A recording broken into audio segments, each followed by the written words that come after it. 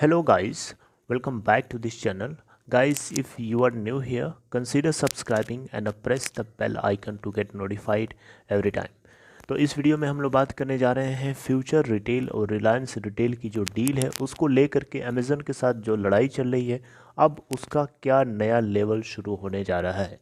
जैसा कि आपको पता है कि अमेज़न ने सिंगापुर के इंटरनेशनल हाई कोर्ट में उसको फर्स्ट राउंड में जीत मिली थी, जिसको लेकर के यहाँ पे इंडिया के अंदर जितनी भी अथॉरिटीज़ हैं हर किसी को उसने कोशिश किया मनाने की, और दिल्ली हाई कोर्ट ने तो उसके फेवर में फैसला, उसके फेवर में नहीं बेसिकली, या कह सकते हैं उसके फेवर में ही सुना दिया। एक्चुअली में दिल्ली हाई कोर्ट की तरफ से जो आउटकम आया था वो यही था कि वो अमेज़न को नहीं रोक सकता है फ्यूचर रिटेल और रिलायंस रिटेल की डील को हॉल्ट करने से, राइट। क्योंकि उसने 49% इन्वेस्टमेंट करके रखा है फ्यूचर ग्रुप की एक कंपनी फ्यूचर कूपन के अंदर, ठीक है। और फ्यूचर कूपन डायरेक्टली होल्ड करती है 10% के आसपास फ्यूचर ग्रुप के अंदर। तो एक तरीके से देखा जाए तो अमेज़न का इनडायरेक्टली फ्यूचर के अंदर इन्वेस्टमेंट है। हालांकि एक चीज़ उन्होंने दिल्ली हाई कोर्ट की तरफ से और बताई गई कि एफडीआई के रूल को फॉलो नहीं करता है, ये ब्रीच आउट करता है। ये एक नेगेटिव पॉइंट हो सकता है। हालांकि ये पूरा का पूरा फैसला जो है वो सेबी के और एनएससी बीएससी के हाथ में दे दिया गया कि वही उसका फैसला सुनाएंगी जो सही लगेगा, राइट। यहाँ तक की सिचुएशन आपको अच्छे से पता है। लेकिन अब नई सिचुएशन क्या हो रही है? नई सिचुएशन ये हो रही है कि यहाँ पे जो सिंगापुर इंटरनेशनल आर्बिट्रेशन सेंटर है SIAC, वहाँ पे एक नया मतलब न्यू बैटल स्टार्ट होने वाला, न्यू राउंड यानी सेकेंड राउंड, जो सेकेंड राउंड जो केस है उसी वो वही केस है, उसको सेकेंड राउंड में सुना जाएगा, ठीक है। और उसके लिए यहाँ पे अथॉरिटी नहीं, बेसिकली उनको हम बोलते हैं एक तरीके से इंटरनेशनल आर्बिट्रेशन, इंटरनेशनल आर्बिट्रेटर बोलते हैं बेसिकली। तो आर्बिट्रेटर्स को यहाँ पे अपॉइंट कर लिया गया है। उनके मैं नाम आपको बताना चाहूँगा, और ये बैटल फिर से शुरू होने जा रहा है। आप देखें यहाँ पे, तो आपको आर्टिकल में आपको यहाँ पे स्क्रीन पे आपको देख भी रहा होगा कि सिंगापुरियन जो बैरिस्टर है जिनका नाम है मिशेल हुआंग, ठीक है, इन्होंने 3 मेंबर आर्बिट्रेशन ट्रिब्यूनल को ज्वाइन कर लिया है सिंगापुर के इंटरनेशनल आर्बिट्रेशन सेंटर में। और ये अमेज़न और फ्यूचर ग्रुप की जो डिस्प्यूट है रिलायंस इंडस्ट्री को के डील के साथ, जिसकी वैल्यू है 24,713 करोड़, इसके अंदर ये सुनवाई करने के लिए तैयार हैं पूरी तरीके से। यानी डील बहुत ही जल्दी शुरू होने जा रही है, ओके। यहाँ पे और जो 2 मेंबर्स हैं ट्रिब्यूनल के, उनके नाम मैं आपको लेना चाहूँगा। एक का नाम तो मैंने आपको पहले ही बता दिया, मिशेल हुआंग, ठीक है, जो कि एक तरीके से प्रिसाइडिंग आर्बिट्रेटर की तरह काम करेंगे। और बाकी जो 2 लोग हैं उनका नाम है, एक का नाम है इसमें से एल्बर्ट वान डेन बर्ग, और दूसरे का नाम है जॉन पॉल्सन। तो 3 लोगों के नाम मैंने आपको बताए। ये 3 लोग जो हैं इंटरनेशनल आर्बिट्रेशन सेंटर के अंदर सुनवाई करेंगे। इन 3 लोगों के this 3 members of arbitration tribunal are going to hear the case between Future and Amazon, okay. तो यहाँ पे बेसिकली जो सोर्सेज हैं उन्होंने ये चीज़ डिस्क्लोज करी है कि जो अपॉइंटमेंट है हुआंग का, यानी मिशेल हुआंग का, वो बेसिकली इसलिए किया गया है कि वो प्रिसाइडिंग आर्बिट्रेटर की तरह भी काम करेंगे। यानी प्रिसाइडिंग आर्बिट्रेटर का मतलब होता है कि वो एक तरीके से इंचार्ज की तरह भी काम कर सकते हैं, राइट। तो जो ट्रिब्यूनल है वो बहुत ही जल्दी शुरू होने वाली है, और जो है आर्बिट्रेशन प्रोसीडिंग्स अमेज़न और फ्यूचर की जल्दी ही शुरू हो जाएंगे। और उसका जो रिज़ल्ट है वो, उसके लिए जो सोर्सेज हैं उनके तरफ से ये चीज़ अपडेट करी जा रही है आर्टिकल के अंदर कि 6 to 9 मंथ्स का टाइम लग सकता है इस डील को फाइनलाइज में। लेकिन बहुत ही फ्यूचर ग्रुप की कंपनीज़ के साथ अच्छा नहीं हो रहा है। यहाँ पे आपको पता होगा कि फ्यूचर ग्रुप की जो बियानी जी हैं, काफ़ी ज़्यादा इन्होंने एलिगेशंस लगाए हैं अमेज़न के ऊपर।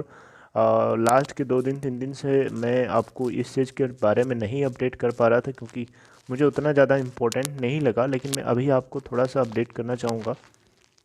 किशोर बियानी जी ने बहुत सारे लेटर्स में बहुत सारे तरीके से इन्होंने बस एलिगेशंस लगाए हैं अमेज़न फाउंडर जेफ बेजोस के ऊपर कि इनसे मदद मांगी गई फ्यूचर ग्रुप को बचाने के लिए, लेकिन इन्होंने किसी तरीके की मदद नहीं किया और इनके पास कोई ऑप्शन नहीं था अपने स्टेक होल्डर्स और एम्प्लॉयज़ को बचाने के लिए, क्योंकि कोविड-19 की वजह से जितना पैंडमिक था, जिसकी वजह से पूरा बिजनेस ठप था इनका, लॉकडाउन था, जिसको लेकर के इनके ऊपर कर्जा बढ़ता जा रहा था और जो लेंडर्स थे इनके ऊपर दबाव डालते जा रहे थे क्योंकि उनको अपने पैसे चाहिए थे।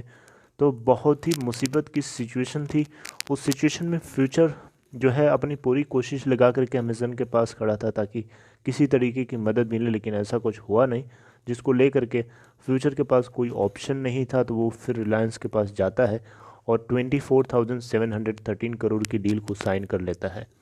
ठीक है, ये उसकी बहुत बड़ी मजबूरी थी, अपने आप को, अपने बिजनेस को, अपने एम्प्लॉयज़ को, अपने स्टेक होल्डर्स को बचाने के लिए वो ये स्टेप लेता है। हालांकि यहाँ पे अमेज़न इसी बात को लेके गुस्से में है कि आपने जो कॉन्ट्रैक्ट साइन किया था हमारे साथ, उसको आपने ब्रीच आउट क्यों किया। आपने कॉन्ट्रैक्ट किया था कि जो डायरेक्टली अमेज़न के साथ हेड टू हेड कंपटीशन में हो उसके साथ में आप किसी तरीके की डील नहीं कर सकते, तो फिर आपने डील कैसे कर ली। ठीक है, ये क्वेश्चन कर रहा है अमेज़न।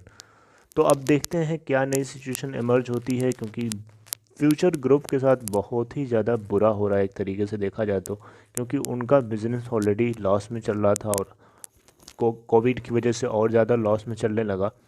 तो जिसको ले करके अब इनके पास जितना भी कर्जा है उसको अब बढ़ ही रहा है कर्जा। अब जब तक कर्जा होता है, डेट होता है, अगर आप जब तक उसको पे नहीं करते हो तब तक आपके लिए वो एक तरीके से एडिशनल बर्डन हर दिन का बढ़ता जाता है, क्योंकि कर्जे के ऊपर कर्जा बढ़ता जाता है, क्योंकि उसके ऊपर इंटरेस्ट भी लगता जाता है, राइट। तो वो चीज़ जो है यहाँ पे बहुत